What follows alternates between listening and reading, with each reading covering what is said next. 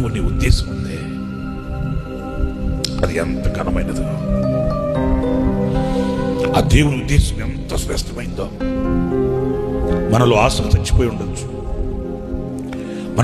మనలో ఆశలు అణగట్టిపోయి ఉండొచ్చు, మన ఆశలు మనం ఇక లేదనుకుని ఉండవచ్చు.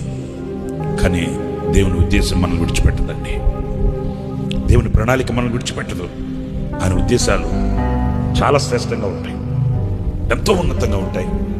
ఎందరు బెదిరించినా, ఎందరు నిన్ను గద్దించినా, ఎందరు విషపు చూపులు చూసినా, ఎలాంటి స్థితిగతులు నీకు ఎదురైనా, ఒకవేళ నీకు కీడు చేయాలని కంకణ కట్టిన కఠినాత్ములు విరుచుకుపడినా, నీ ప్రాణాన్ని తీసేసే వాళ్ళ కత్తులు పట్టుకుని కఠినాత్ములుగా కనబడినా, నీ మీద నాకు ఒక ఉద్దేశం ఉంది, నీ మీద నాకు ఒక ఉద్దేశం. ఆ ఉద్దేశమే నెరవేర్చబడుతుంది. నిజమే, ఆయన ఉద్దేశాలు ఉన్నతమైనవి.